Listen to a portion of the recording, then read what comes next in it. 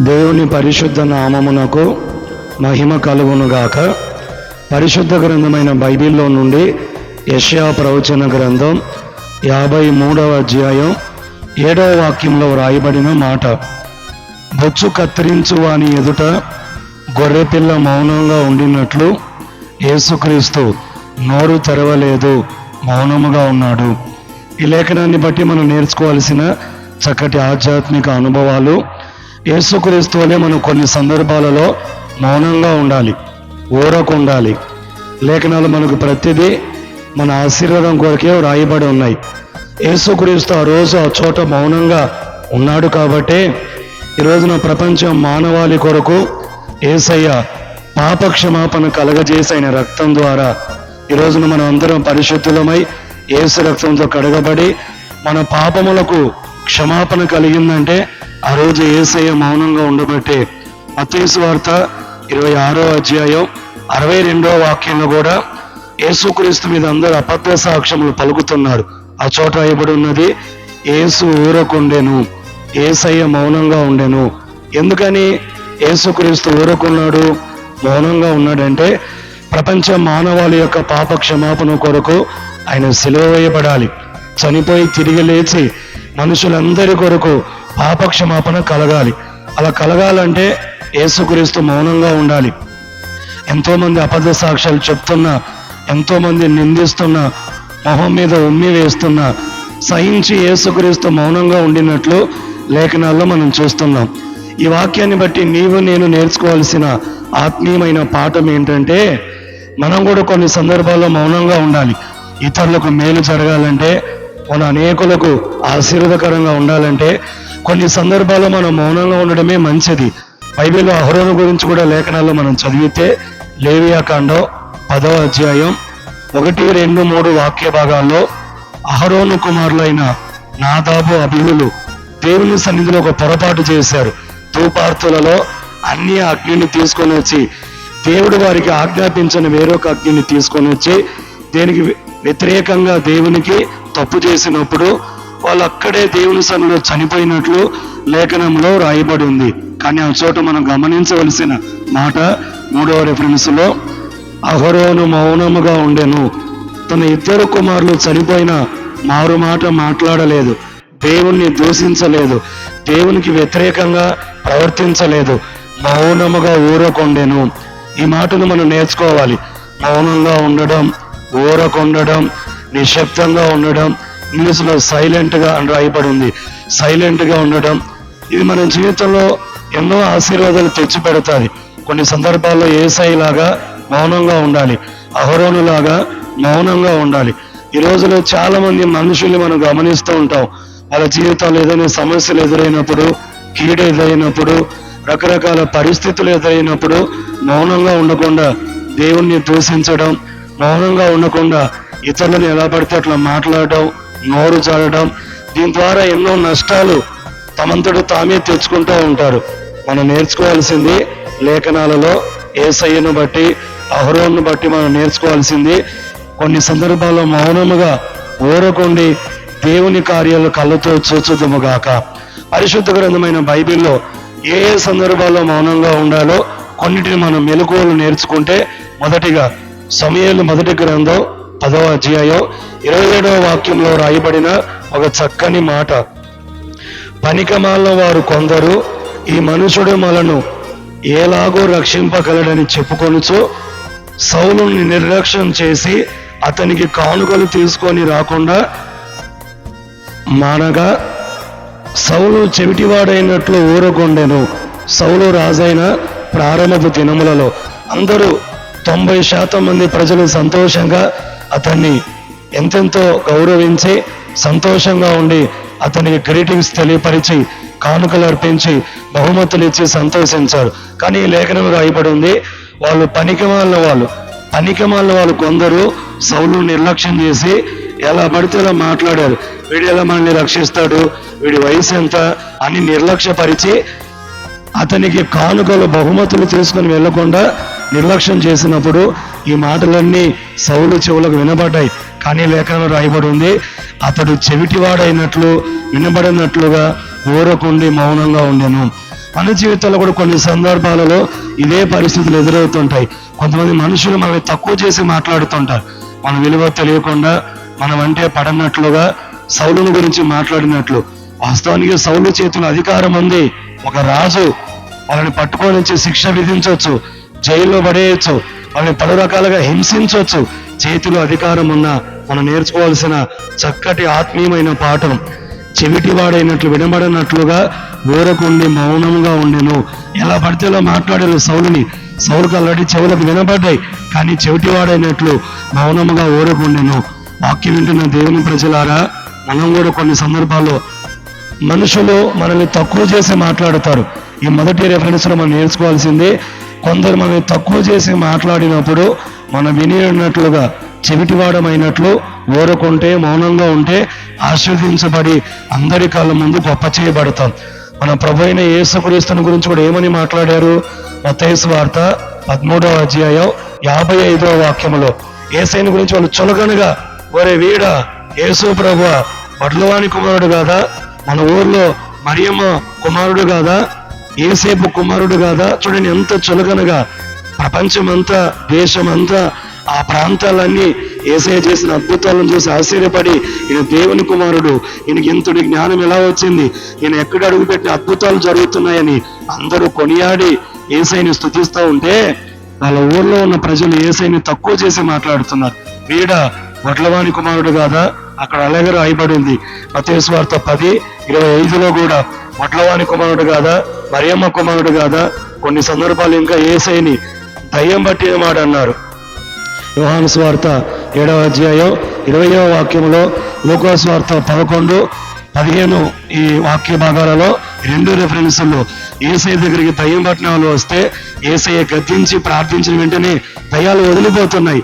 ఓర్చుకోలేని వాళ్ళు కొందరు ఏమన్నారు తెలుసా? వీడు దయ్యాలకు అధిపతి, వీడిలో పెద్ద దయ్యం ఉంది, అందుకే చిన్న దయ్యములను వెళ్ళగొడుతున్నాడు, వీడు బెయల్జెబూలు వలె ఒక అధిపతి అని యేసయ్యని గురించి దయ్యం పట్టిన వాడు అన్నారు.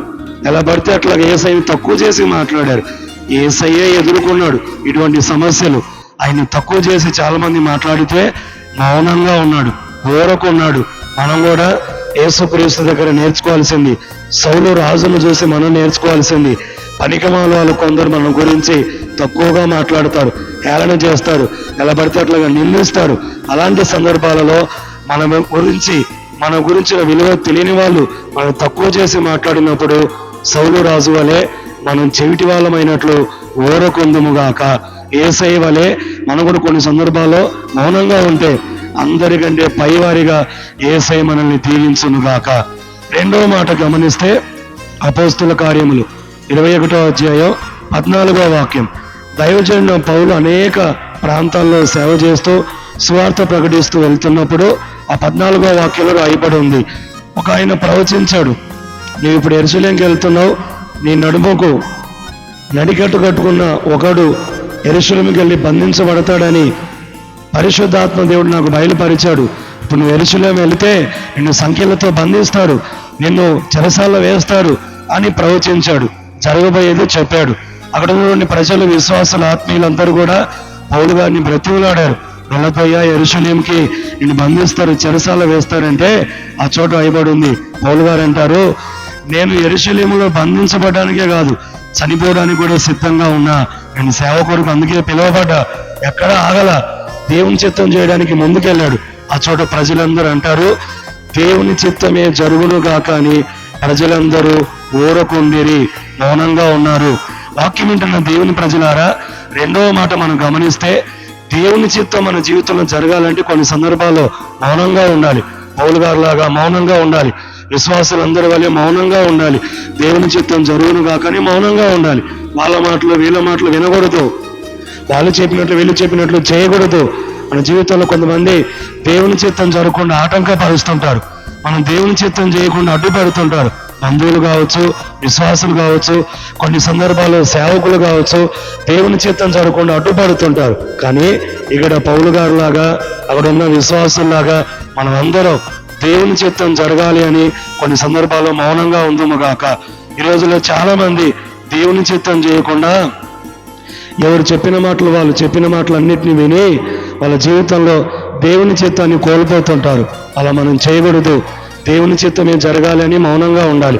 యేసుక్రీస్తును కూడా మనం నేర్చుకోవాల్సింది యోహాను సువార్త 6వ అధ్యాయం 38వ వాక్యములో, నా ఇష్టము కాదు నీ చిత్తమే నెరవేర్చబడును గాక అని తండ్రి చిత్తం నెరవేరుస్తూ మౌనంగా ఉన్నాడు. ఎక్కడ యేసయ్య తొందరపడలా, ఎక్కడ తండ్రి చిత్తానికి వ్యతిరేకంగా చేయలా. మనం కూడా దేవుని చిత్తం చేయడానికి కొన్ని సందర్భాల్లో మౌనంగా ఉండి ఊరకుండి దేవుని చిత్తాన్ని నెరవేర్చుకుందుముగాక. 3వ మాట గమనిస్తే ఆమోసు గ్రంథం 5వ అధ్యాయం 13వ వాక్యం, ఇది చెడు కాలము గనుక బుద్ధిమంతులు మౌనంగా ఉంటారు, ఊరకుంటారు. ఇంగ్లీష్లో బ్యాడ్ టైం అని రాయబడి ఉంది. చెడు కాలం. కొన్ని సందర్భాల్లో మనకి చెడు కాలాలు ఎదురవుతుంటాయి. ఇలాగా ముందుకు వెళ్ళలేం, వెనక్కి వెళ్ళలేం. ఏం మాట్లాడాలో అర్థం కాదు. ఆ సందర్భంలో ఏం చెప్పినా వాళ్ళ గురించి ప్రజలు వినలేని స్థితి. చెడు కాలం. మనం ఏది నిజం చెప్పినా అనేకులు నమ్మలేని స్థితి. చెడు కాలం. మీకు ఎగ్జాంపుల్ ఉదాహరణగా చెప్పాలంటే నిర్గమాకాండం 14వ అధ్యాయం 14వ వాక్యంలో, ఆ 14వ అధ్యాయం అంతా చదువుకుంటే దైవజనుడు మోషే ద్వారా ఐగుప్తు దేశంలో నుంచి ఇశ్రాయేలు ప్రజలందరినీ దేవుడు బయటికి నడిపించాడు. ఇక ఐగుప్తు దేశంలో నుంచి బయటికి తీసుకొని వచ్చి కానాను ప్రయాణం ప్రారంభమైంది. మొట్టమొదటిగానే ముందుకెళ్తే ఎర్ర సముద్రం, వెనకలో చూస్తే ఫరో సైన్యం. సిచ్యువేషన్ ఎలా ఉందంటే పరిస్థితి, ఇక మోషే మీద పళ్ళు నూరుచున్నారు. ఇక మోషేని కొట్టేంత స్థితిలో ఉన్నారు. భయంకరంగా మాట్లాడుతున్నారు. అరణ్యంలో చావడానికి తీసుకొచ్చేవా, చేతగాని వాడివి, అదేదో అక్కడే ఉంచితే ఐగుప్తులోనే ఉండేవాళ్ళం కదా. మోసే పరిస్థితి ఎలా ఉందంటే బ్యాడ్ టైం లాగా, చెడు కాలములాగా, ఏం చెప్పాలో అర్థం కాని పరిస్థితి. మధ్యలో నలిగిపోతున్నాడు. యేసయ్య ఐగుప్తు దేశంలో నుంచి ఇశ్రాయేలు ప్రజలు తీసుకురాబట్టి నేను తీసుకొచ్చాడు. 10 అద్భుతాలు చేయించాడు మోషే ద్వారా. మరి మోసేకి ఈ పరిస్థితి ముందు ఉందని తెలియదు కదా. భయంకరంగా మాట్లాడుతున్నారు. లక్షల మంది ప్రజలు, ఒకరు కాదు ఇద్దరు కాదు. చెప్పినా నమ్మే పరిస్థితిలో లేరు. ఏది చెప్పినా వాళ్ళ ప్రాణము ధైర్యపడే పరిస్థితిలో లేదు. వెనకలు చూస్తే గుర్రాల శబ్దం, రథాల శబ్దం, ముందుకు చూస్తే ఎర్ర సముద్రం. ఇప్పుడు మధ్యలో వాళ్ళ పరిస్థితి నలిగిపోతుంది. మోషే అంటారు ఊరకుండండి. మోషే కూడా ఇశ్రాయేలు ప్రజలు ఎలా పడితే ఇలా మాట్లాడుతుంటే ఏం భయపడలేదు, మౌనంగా ఉన్నాడు. దేవుడు చేసే కార్యాన్ని మౌనంగా చూడండి. కొన్నిసార్లు చెడు టైం, చెడు కాలం మనకు కూడా ఎదురవుతుంటుంది. ఏం మాట్లాడలేని స్థితి, ముందుకెళ్ళాక వెనకెళ్ళాక ఇరుక్కుపోయినట్లుగా సమస్యల మధ్యలో, బంధువుల మధ్యలో, కొన్ని సందర్భాల్లో ఏం చెప్పినా అర్థం చేసుకునే పరిస్థితుల్లో మనం ఉండిపోతాం. ఆ సందర్భంలో మౌనంగా ఉండి మనం ప్రార్థన చేయగలిగితే మోషే జీవితంలో దేవుడు అద్భుతం చేసినట్లుగా నీ జీవితంలో సముద్రాన్ని 2 పాయలు చేసి చీల్చినట్లు దేవుడు అద్భుతం చేయనుగాక. అందరి కళ్ళ ముందు నేను గొప్ప చేయనుగాక. మనం చేయవలసింది ఒకటే, చెడు కాలంలో బుద్ధిమంతులు మౌనంగా ఉండి దేవుని కార్యాల కొరకు ఎదురు చూడాలి. మౌనంగా ఉండి ప్రార్థన చేసుకుంటూ దేవుని కార్యాల కొరకు మనం ఎదురు చూసినప్పుడు అద్భుతాలు దేవుడు చేయనుగాక. 4వ మాట గమనిస్తే 39వ కీర్తన 8వ వాక్యం 9వ వాక్యం, భక్తుడు ఇలా అంటాడు, నా మీదకు వచ్చినటువంటి అవమానాలు, నిందలు, నిందాస్పదముగా నేను మార్చబడ్డాను. నా మీదకి నిందలు తీసుకొని వచ్చావు, కానీ ఆ చోట అంటాడు, అయినా నేను మౌనముగా ఉన్నాను. నిందలు అవమానాలు కలిగినప్పుడు మౌనంగా ఉండాలి, ఊరకుండాలి, కంగారు పడకూడదు. సమూయేలు 2వ గ్రంథం 16వ అధ్యాయం 11వ వాక్యంలో దావీదు మీద కూడా షిమి అనేవాడు, ఇంకా కొంతమంది రాళ్ళు రువచ్చు, నరహంత కూడా, దుర్మార్గుడా, చీపో చీపో అని వ్యతిరేకంగా నిందిస్తూ యజమానుని మీదకి, నీ యజమాని అయిన సౌలుని ఆ మరణం నీ మీదకి వచ్చును కాక నీ శపిస్తూ నిందిస్తూ ఉంటే, కానీ దావీదు మౌనంగా ఉండమన్నాడు. తన ప్రక్కన ఇరుప్రక్కల బలాఢ్యులు ఎంతో మంది ఉన్నారు. ఒక్క మాట చెప్తే షిమిని చంపేస్తారు. ఒక్క మాట తన అధికారం ఉపయోగిస్తే దావీదు చుట్టుపక్కల ఉన్న వాళ్ళు షిమి ప్రాణాన్ని తీసేస్తారు. కానీ దావీదు అంటాడు, వాడేమనొద్దు, షిమిని ఊరకుండండి, నా సొంత కొడుకే నా మీదకి వ్యతిరేకంగా లేచాడు, వీడు వ్యతిరేకంగా మాట్లాడడం, శపించడం, నిందించడం ఇది పెద్ద విషయమేం కాదు, మౌనంగా ఉండండి. ఈ 2 రెఫరెన్స్లో మనం నేర్చుకోవాల్సింది, నిందలు అవమానాలు కలిగినప్పుడు మౌనంగా ఉండాలి. దేవుడు చేయబోతున్న కార్యాలని మౌనంగా మనం కళ్ళారా చూడాలి. చాలా సందర్భాల్లో మనం కూడా ఎంతెంతో మంది నిందిస్తూ ఉంటారు, ఎందరో అవమానపరుస్తూ ఉంటారు. భయపడకుండా మనం అందరం అవమానించబడుతున్నప్పుడు, నిందించబడుతున్నప్పుడు మౌనంగా ఉండి ఊరకుండి దేవుని కార్యాల కొరకు ఎదురు చూస్తే యెషయా ప్రవచన గ్రంథంలో ఉంది, అవమానానికి ప్రతిగా రెట్టింపు ఘనతను దేవుడు కలుగజేయును గాక. ఈ 4 రెఫరెన్సుల్లో ఎప్పుడెప్పుడు మౌనంగా ఉండాలి? సౌలు రాజు వలె మనం కూడా కొందరు మన గురించి తక్కువ చేసి మాట్లాడుతున్నప్పుడు చెవిటి వాళ్ళమైనట్లు మౌనంగా ఉండాలి. 2వ మాట, దేవుని చిత్తం మన పట్ల జరగాలి అని మౌనంగా ఉండి ఎదురు చూడాలి. 3వ మాట, చెడు కాలంలో బుద్ధిమంతులమైన మనము మౌనంగా ఉండి ఊరకుండాలి. 4వ మాట, నిందలు అవమానాలు కలుగుచున్నప్పుడు మన గురించి పలు రకాలుగా అనేకులు మాట్లాడుచున్నప్పుడు మౌనంగా ఉండి ఎదురు చూద్దాం. రెట్టింపు ఘనతను దేవుడు కలగజేయును గాక. ఈ వర్తమానం అంతటిలో యేసయ్యలాగా అహరోనులాగా కొన్ని సందర్భాల్లో మనం మౌనంగా ఉండి దేవునికి మనుషులకు వ్యతిరేకంగా మాట్లాడకుండా, ఎవరిని నిందించకుండా, ఎవరితో గొడవలాడకుండా, ఎవరితో వ్యాజ్యములు పెట్టుకోనకుండా మౌనంగా ఉండి ఎదురు చూద్దాం. తప్పక మన పట్ల దేవుడు గొప్ప గొప్ప కార్యములను చేసి పరలోక రాజ్యానికి నిత్య సీయోనుకు సిద్ధపరచునుగాక. ఆమేన్, ఆమేన్.